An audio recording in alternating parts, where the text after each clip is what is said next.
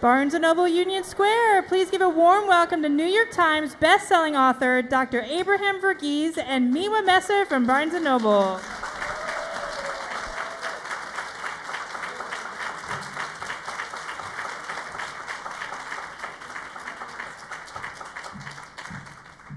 I just have to get organized for a second because you had lots of questions and I like to work them in as we go. And more importantly, Abraham, I haven't seen you in a minute. We saw each other in Los Angeles last year for the LA Times Festival of Books. We did their book club event.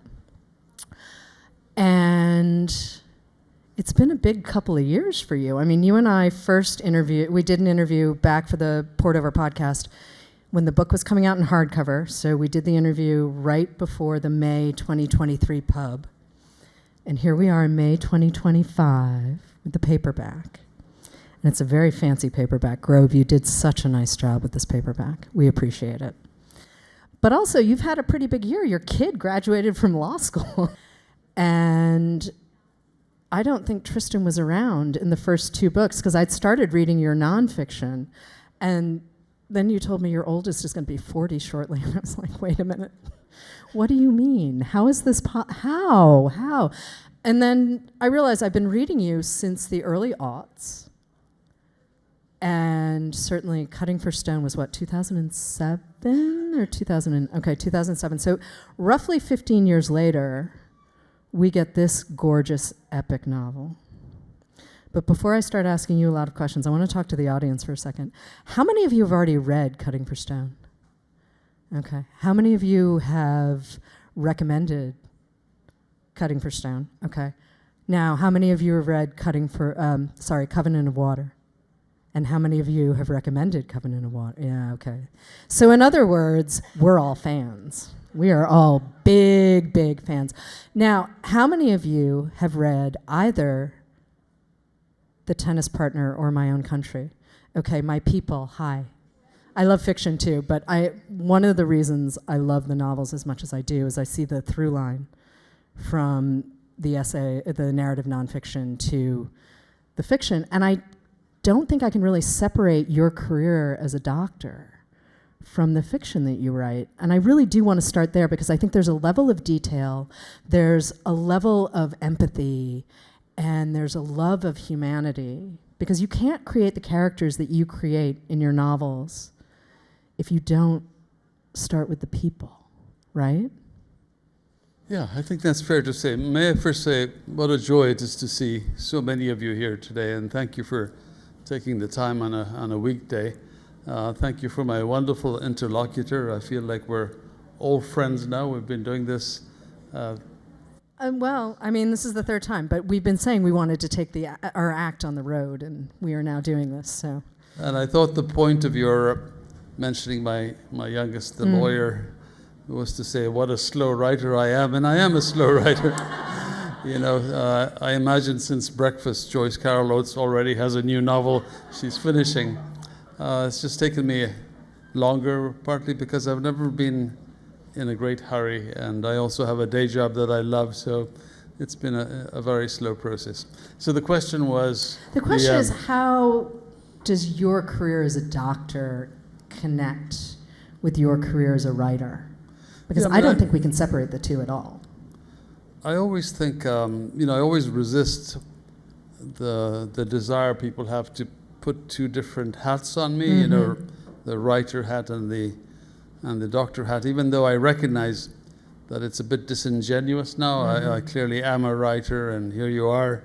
You're not here to see me about your cough or itch. So, but on the other hand, I must tell you that I feel, maybe incorrectly, that I look out at the world and I'm all doctor, that I really use that lens of physicianhood, and I can't simply remove it.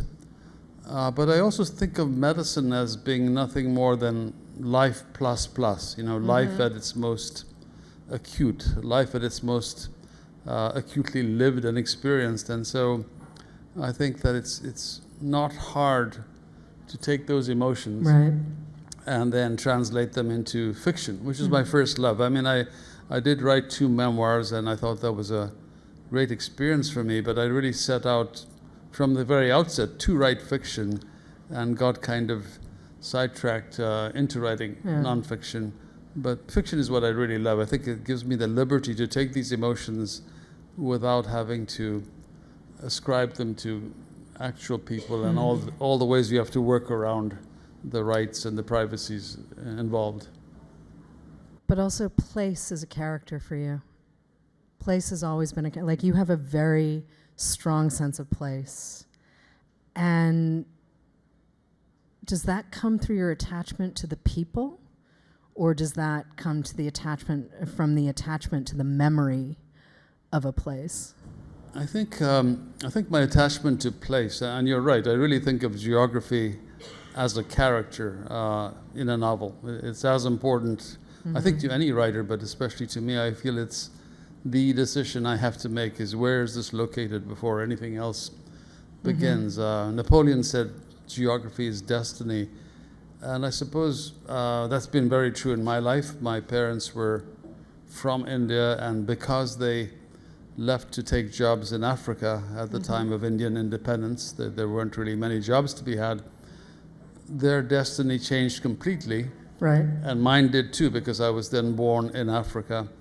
And furthermore, I think coming to America is a profound moment for a writer. Even if you don't know you are a writer, I think America gives the immigrant its voice. It truly gives you permission to write. But I think the answer to your question is that I never felt that I had geography that I could claim. Right. I mean, I was born in Ethiopia. I love the country. I speak the language, or used to speak it exceedingly well. And the moment that there was a civil war there and I found myself labeled an expatriate, I didn't even know what that meant. Right. I feel like I've been on a perpetual quest for geography. And so maybe my focusing so much on place has to do with partly envy, but also I think we're all such creatures of the geography in which we're brought up. Geography truly is destiny, and so to that extent, I think it feels to me like you couldn't write a novel in the abstract without setting it somewhere. But also dislocation, right? Isn't it that dislocation that makes you notice all of the details? I mean, I do feel I spend a lot of time with writers, and as a body, writers tend to pick up on things that maybe the rest of us aren't necessarily paying attention to. I think, as a writing technique, it hasn't hurt me to feel as though I'm the perennial outsider. So my second book, The Tennis Partner, was set in El Paso. Right. My first book, My Own Country, was set in Johnson City. And one of the most interesting comments I received from locals was, I've lived in this town my whole life, and I never saw, or I stopped seeing the things that you saw and that you commented on. So I think being an outsider as a writer is a wonderful thing, because you're always sort of noticing things that others take for granted. So I suppose in that sense it's a bit of a strategy, but I wouldn't make anything much more than that out of it. It's not something I'm conscious of. Till they said that, I wasn't even conscious of it. But it brings me to the whiteboards that are part of the history of this. I mean, 15 years, essentially, to write Covenant of Water, multiple edits, a couple of different publishers, and these epic whiteboards. If you've ever seen photos of these whiteboards, and I'm a person who lives by Post-it notes and whiteboards, so I'm deeply impressed by these whiteboards that he has. But you're mapping out an entire world, some of which exists, obviously, but you've got fictional characters doing fictional things. You've got a couple of references to real world history. But you built a universe off of whiteboards. Well, the whiteboard's a bit of a red herring, really, because what happened is, with my previous novel, Cutting for Stone, I took something like 8 years to write. Yeah. The previous book was 6 years. The one before was 4 years, and I could see the trend was in the wrong direction. And so, with the Covenant of Water, once I knew where it was situated, I knew very little more than that. I knew that I wanted a family with 3 generations. Right. I knew a couple more things, and so I set out to really map this novel out so that I would know where I was going the whole time. It lasted about 6 weeks before I came to the first branch point and my character decided to do something completely different. There's a wonderful maxim in writing, which is character is determined by decisions taken under pressure. So you put the character under pressure, and very often, more than once certainly, the character would decide to do something quite different from than what I had planned on the whiteboard. And invariably they were right. It felt more organic, it felt more real, to the degree that it surprised me. It felt even more real.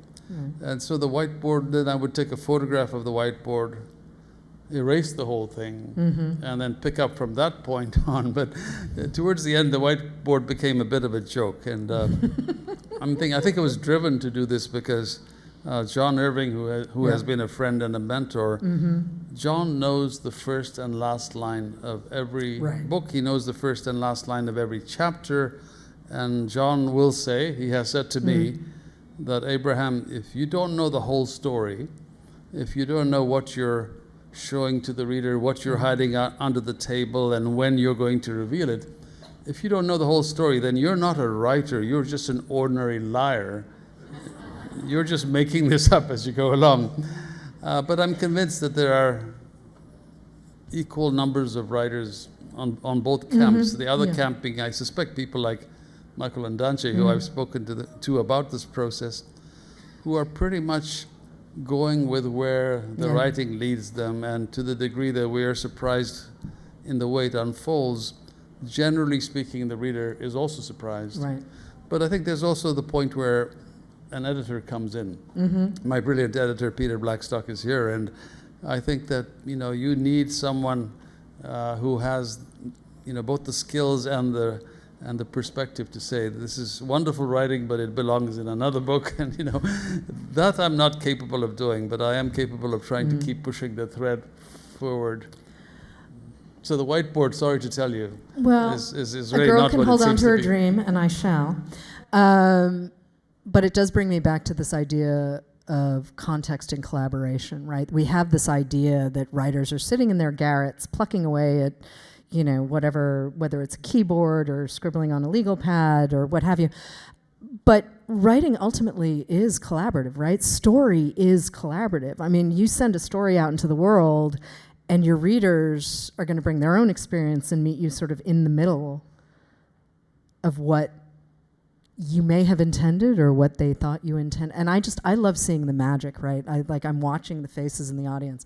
And that's half the fun of taping these things live, is you get to see people that you're not sharing an office with going, oh yeah, this is really cool. I mean, they're all here for you. Yeah, I'm also conscious that, I'm very conscious of the fact that this is a collaborative interaction. I, as a writer, provide the words, and you, as the reader, provide your imagination. And in middle space, you create a mental movie, a fictional dream, which is very much your construct. And every one of your interpretations is different from the person sitting next to you.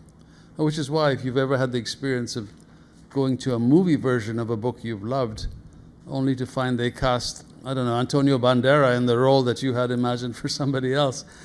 So I love the fact that I'm very respectful of the reader's imagination. I'm providing them with words to create a movie that is very much their own, and perhaps it's ours together. And so, you write in such isolation, and when these moments arise where I actually get to interact with my collaborators in this process, it's just magical, especially not so much if they don't like it, but if they like it. If they like the book, it really is why you labor for so long without really any sense of, is this ever going to work? In the hope that it does work one day. There's always a lot of you in your novels. I mean, obviously Cutting for Stone connects you to Ethiopia and sort of your family's story. Not directly, but Covenant, there's a very direct line to your mother and something she wrote for one of your nieces. And I would very much like to bring your mother into the conversation, mostly because I can't say thank you in real life, but I love the idea that she sort of kicked this off, this whole 15-year process. Yeah, my mom really did, because I must say that I hesitated to set a novel in India because as familiar as I was with India, I was there every summer with my parents for holidays with my grandmothers, both grandmothers, and much later I finished my medical schooling there. I still didn't have the familiarity with India that someone born there and steeped in the language might have, and so I hesitated. And Right. but the thing that sort of gave me the confidence was when my mother was in her 70s and my niece, her only niece and namesake at the time, was 5. My niece Dea said to Mom, she said, "Amachi," which means grandmother, "what was it like when you were 5 years old?" And my mom was just taken aback by this question. How does she convey to a 5-year-old girl in America what her life was like living in the south of India without electricity, without water? And mind you, none of these things were deprivations. When I was visiting as a child, there was no electricity, no water, but it was just magical. Lamps coming up in the evening, and we drew our water from the well. So my mother, who was a long school teacher, career as a school teacher, my mother began to write in longhand, in a school notebook, what else, descriptions and anecdotes of her childhood with illustrations. And, the contents of this 100-page or so manuscript their contents were familiar to us, her children, because we'd heard these stories over the years. They'd become exaggerated with time, but they were intact. And they were just a great reminder of how rich this culture was of South India, Kerala, and within Kerala, the culture of Christians who traced their Christianity to St. Thomas. So it had all these layers of interest, and I thought, maybe I can pull this off. And in fact, my mother became my #1 researcher. She was my greatest help. And by the time I decided to embark on the novel, she was already in her 90s, and she would call me pretty much every day with some new anecdote. She called me a few weeks before she died to tell me a new story, and I didn't have the heart to tell her she told me the same story the previous day. Oh, you can't tell your mom that. I'm sorry? You can't tell your mom that she told you the story twice. But I always felt that the novel was both inspired by her and by both my grandmothers. I think that if there was something I knew about the novel, it was that I wanted to pay tribute to the kind of heroic women that all of us have in our lives. In my case, it was my 2 grandmothers and my mother, who have been through incredible tragedy, and the world will never know, the degree of their heroism. They're sort of unheralded, and yet they are the anchors for their families, for the community. And so that was one very deliberate goal, is to set it in that, to have that ambition.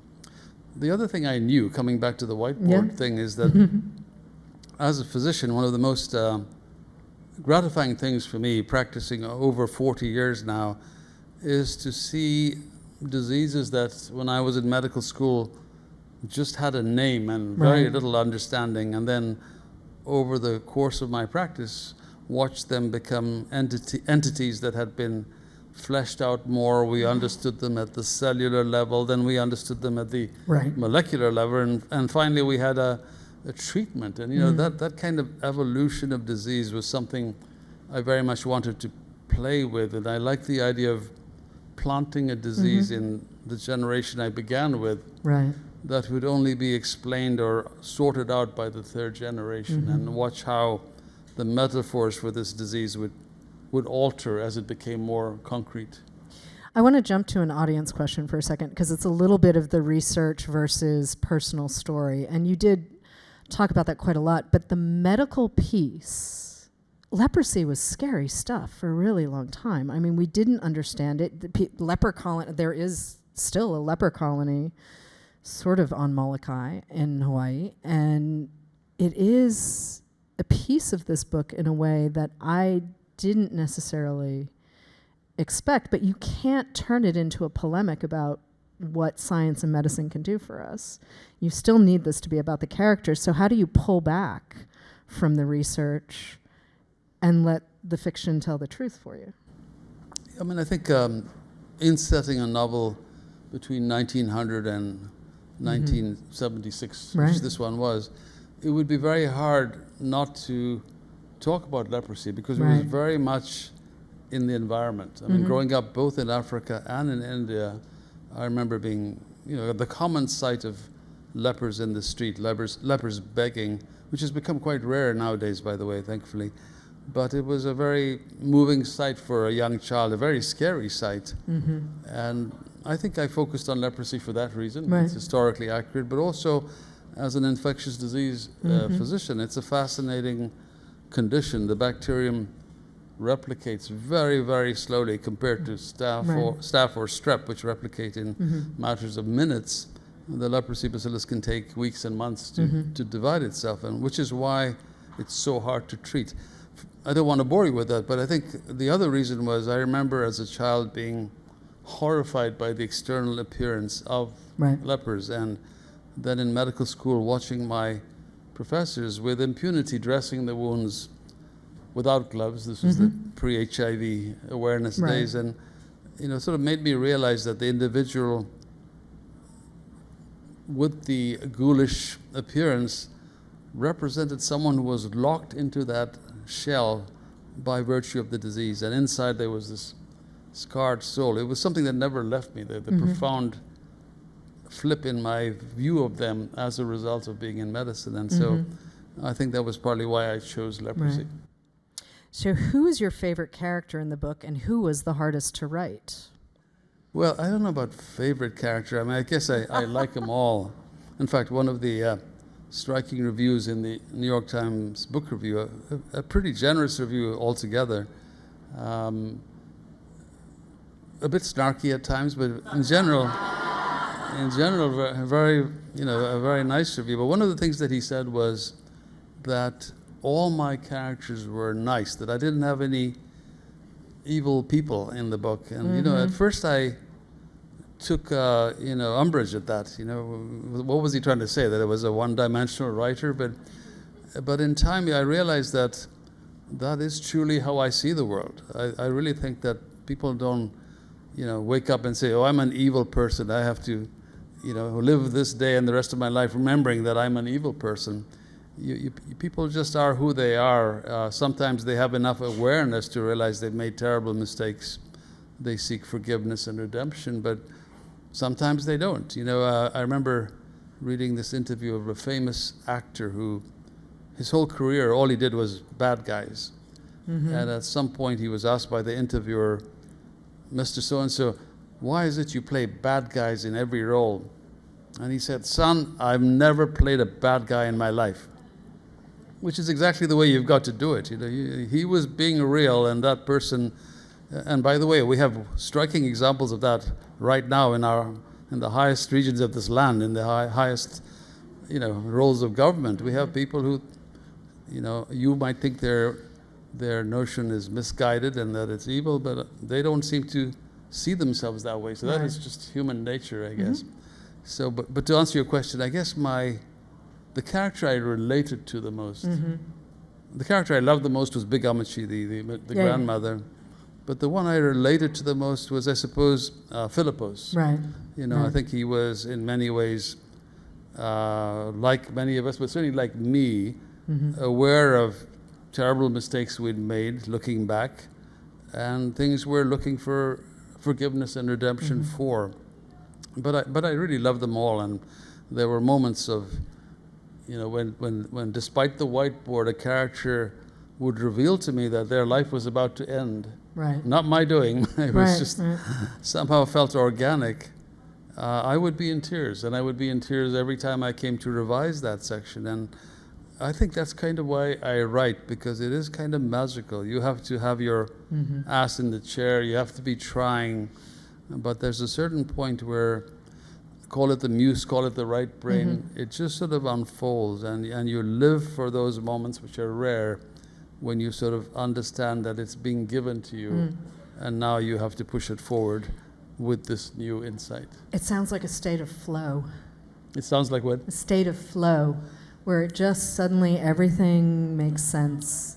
And I think it's more than a state of flow, which I think is more to me represents more having, this creative energy to keep going.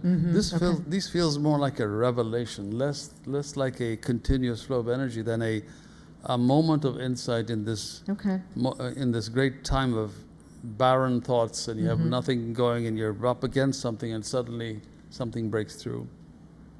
So there are lots of questions from the audience about literary influences and how you decided to become a doctor, and I can say they actually come back to one book, Of Human Bondage by Somerset Maugham, and I really would like to spend some time with it because Somerset Maugham is not really a name you hear. I will say Digby kind of reminded me a little bit of a Somerset Maugham kind of character. And it had been a minute since I'd read Of Human Bondage, and of course I went back and reread it. And it's kind of a very elegant, old-fashioned, Victorian-esque kind of novel. You read it at a very young age, though, and it sort of changed the way you saw your own trajectory. And I'd like to spend some time with that and have you tell the story. Yeah, I think, harking back to what I mentioned before, how reading is a collaborative act with a writer, and how the movie you make is very individual. I don't have any faith that someone else reading the book will also be inspired to be a physician. It spoke to me that way, and I think that's the beautiful thing about books, is they speak to individuals differently. Proust, I think it was, that said that the book is an optical instrument that reads the reader. And I think that's very true. When a book resonates for you, it's not universal. It's because of some quality of yours and some quality of the words. And so that book just, it just spoke to me. I think the thing about it that spoke to me the most was the protagonist, Philip, in this book is a young boy with a club foot, orphaned early on, brought up by foster parents and bullied. And his only outlet is that he loves to paint. And as soon as he comes of age, he goes off to Paris to become an artist. And there's a moment when he sort of realizes that despite his passion for art and his enthusiasm and all the sacrifices he's made, he's just not got the talent. And so he comes back to London, and there's a little annuity left for him to pursue something in college.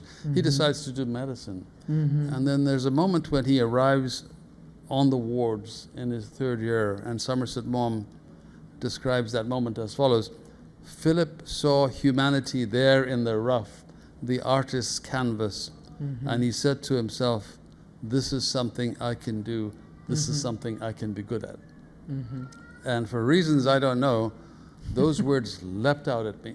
I think I have an older brother who is a math genius, and that genius was evident when he was 4 or 5. He's now a professor at MIT. And meanwhile, I had no aptitude in the school curriculum, except for getting into trouble. And so reading those words suggested to me that, not anybody could be a great artist or a great mathematician, but anyone with a curiosity about the human condition, a willingness to work hard, could become a decent physician. That's what I took away. And it was a, completely enlightening moment. I'm biased, but I still think the book holds up well as a story. Oh, it does. Yes, the bookseller agrees. It might be a little slow for modern taste. I mean, I don't get why in AP courses they force people to read books that I think for modern society are much harder to read than they might have been there. Middlemarch, I know how to admire it, but I know how to turn kids off from English literatures to sign the Middlemarch. It's not for everyone. I finally read it in April, but I kind of did it on a dare. I'm sorry? I kind of read Middlemarch on a dare. I was interviewing Colum Tubin, and we were doing back-to-back interviews 5 weeks apart, and I was like, well, we can't do the same thing in New York and LA. So I read Middlemarch, did all 700 pages in 10 days, and I'm glad I did it. But I can say I've read Middlemarch. I mean, there are so many great modern novelists that we could be assigning in AP literature, but at least judging from the kids I hear going through APs, it's Jane Eyre, it's this and that, and they're all great novelists, but at that age, I wonder if we shouldn't be assigning things that would speak to them much more clearly. I also kind of love the fact that Mon, I mean, he was a superstar.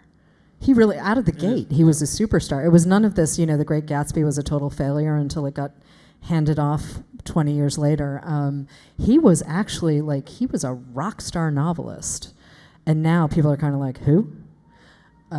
Which, I don't know. I would like to change that a little bit. I'd forgotten how much fun I had with him. He was actually a physician, but that's almost incidental in the sense that he never practiced medicine. No, As he you just said, started yeah, writing. Right out of medical school, his first play was a huge hit, and then he was a very well-known dramatist as well as novelist, and also, just a complicated man in many ways. But yeah, absolutely, not a trivial writer by any means in his time. I want to go back to medicine for a second. I mean, Khaled Hosseini, the kite runner, is also a doctor. Paul Kalanithi, When Breath Becomes Air, also a doctor. I'm missing someone off of my list. I think there's a level of, I think there's just a level of empathy there. There's a curiosity about people that I don't think you turn that off, do you? I mean, I feel like partially it's the outsider, and I mean, a doctor is kind of the ultimate outsider. You're getting people at very high points, at very low points, at very questionable, what is this point? I mean, you really have to chase a story, right? I mean, a diagnosis is a story. Well, I'm not sure. I mean, I actually think sometimes that we make too much of the physicianhood of someone who's writing. And, why not make as much of lawyers who write or, school teachers who write, in the sense that these are all people dealing with humans in distress or humans in formative ages. But, but I also think sometimes that as physicians, we're privileged to be with people at their most dramatic moments often. Right. And so you could ask the question, why aren't more physicians writing? Because I think we all have this impulse to share what we're seeing, except we really can't. We can't even tell our spouses. But you are moved by what you see. And so you have a reason to want to write. And judging by the number of physicians who are now starting to write, I think people are coming to that more and more. Many of them have novels in them. Many of those novels should probably stay in them, judging by what I see. I mean, I don't mean to be vicious, but I think some physicians often have the arrogance that they'll write a novel without any understanding of what the bar is or having read very much. It'd be like trying to write a symphony without ever having heard any music. But that said, I think physicians have an impulse, an urge to try and tell a story. I do think that there are some advantages. I don't want to dismiss it. I feel that I'm always observing and looking at detail. And it's interesting. I heard the expression, "God is in the details," both in the Iowa Writers Workshop and in medical school. Right. The actual phrase is, "The devil is in the details," but for some reason, in both places, I heard this perversion. God is in the details, and I am very attentive to detail, almost as a reflex. Sometimes my partner Carrie will tell you I get paralyzed in airports because I've just spotted something, and I feel it's my obligation. I don't, but I feel inclined to try and tap them on the shoulder and say, "Do you know this is going on?" But so.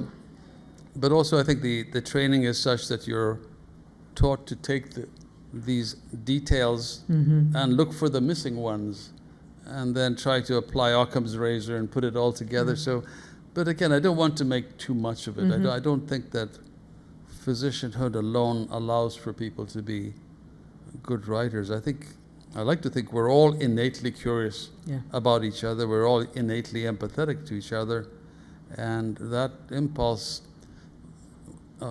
applied with some practice and skill, might get you somewhere. Often it doesn't. Okay.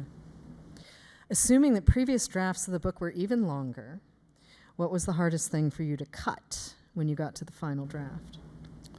Well, I mean, I must say, I'm not one of these writers who fought my editor tooth and nail over cuts, because I really recognize that that I had lost all objectivity Right. well into this long manuscript. And I think the moment about 5-6 years into the writing when I saw the ending, believe it or not, I had no idea how this was all going to come together. And about 6-7 years into the writing, I saw the ending. And at that moment, I think I felt kind of like John Irving, who knows the whole story. Okay. Because at that moment, it was fairly easy to go back, and anything that wasn't in service of getting to that place was not hard to eject. And then, having a great editor to point more of those instances out to you is very helpful, because the last thing you want to do is burden the reader with something that isn't useful to get them to the end of the story. At the Iowa Writers Workshop, and I have a wonderful classmate, Scott Anderson, great writer, sitting in the back there, and he will remember this. Frank Conroy, our professor, used to tell us that the reader is like carrying a backpack up a mountain, Right. and you got to make sure that everything you put in that backpack, they need to get to the top of the mountain. And if they get up there and find they carry these 10-pound weight for nothing more than your vanity, then they're going to be really upset with you. So I'm not averse to cutting. I recognize that I've cut some beautiful characters who remain alive to me. I don't know what happens to them, whether they have a life of their own without ever being published or read, but to me they still are alive. What did you enjoy most about writing this book, and what was the most challenging? Well, I think the whole thing was challenging, as you alluded to. I found the book getting longer and longer, and my first publisher was very concerned about length, almost at the expense of anything else. And there was a certain point where we were butting heads over this, and I just realized that even if they published it, they wouldn't get behind it in the way that I wanted. And so I withdrew the manuscript, broke my contract, which is a big deal. I owed them a lot of money.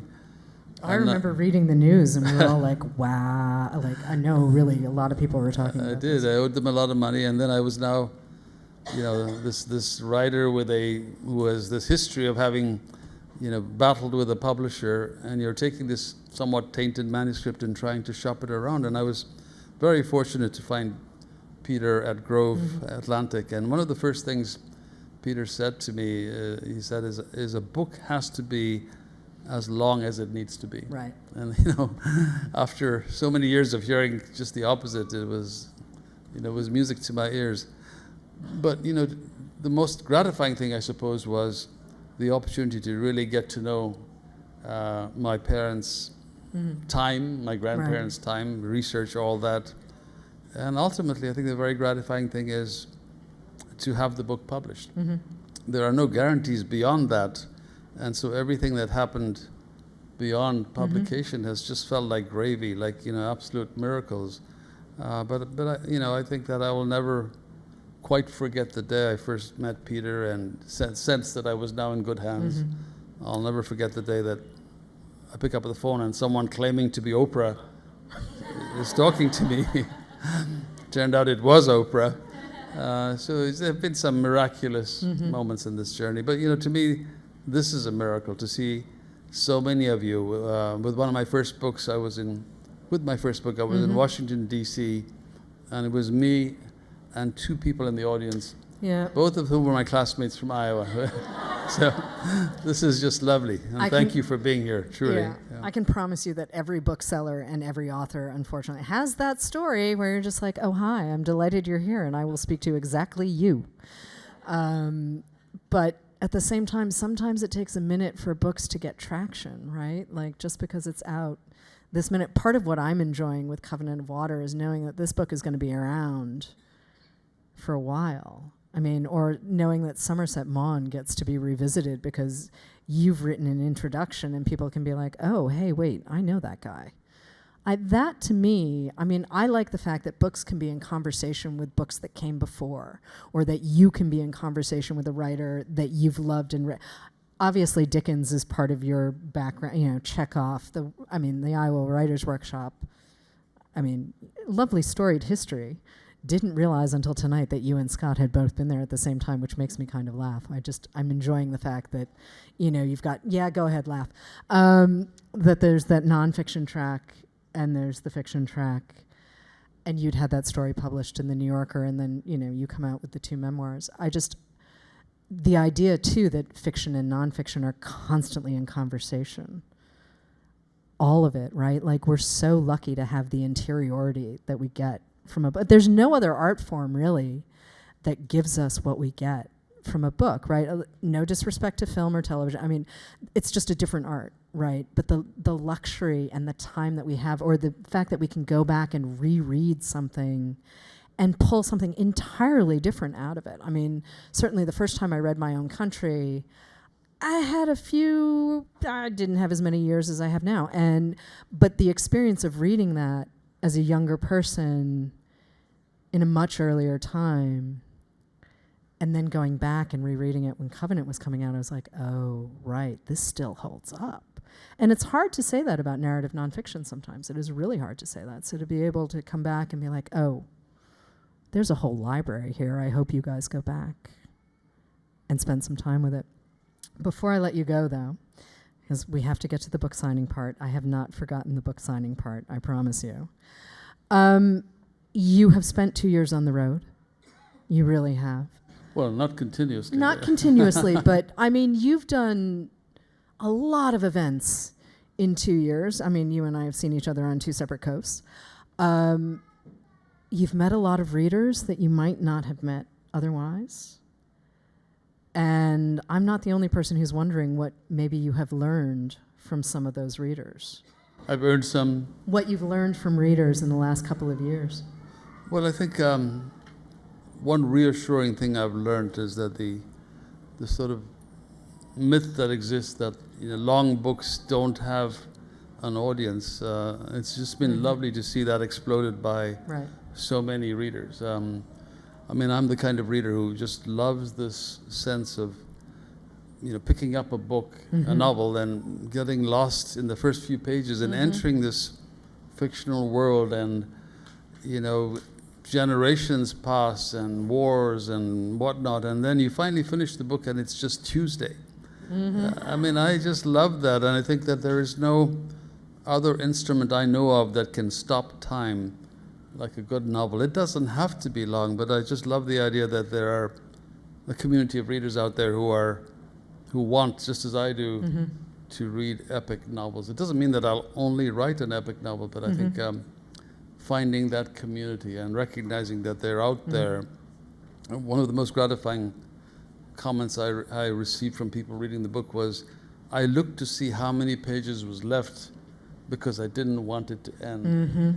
So I think my challenge as a writer is to try and, how do you reproduce that? How do you, if you wanted to, how do you create another epic story but leave the reader with that sense well into it that there's more to come and they don't want it to end? I don't quite know. It seems like a happy accident each time.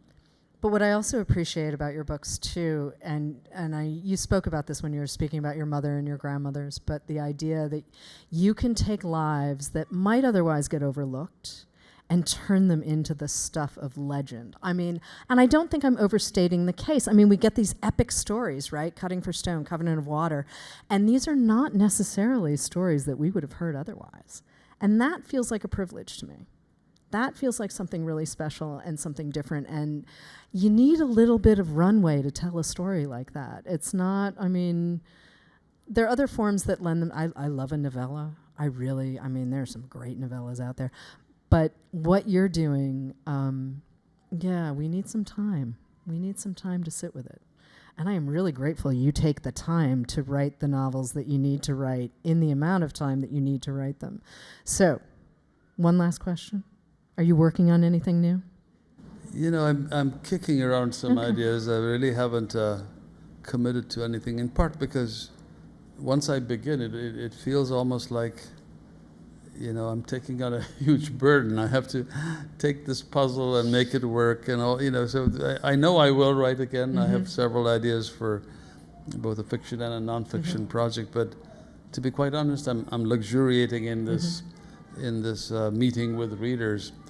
I've always felt that I've been blessed to have a day job. And when people ask me for writing advice, they think I'm being facetious, but I always say to young writers, get a good day job that you love, because it really takes the pressure off. And, you know, I have wonderful writer friends, but, you know, hats off to them. They put their kids through college, they get through all kinds of things based on the next book and the next book and the next book. And I don't feel that pressure. I don't have to have a next book. And I've been blessed to take the time that you just mentioned.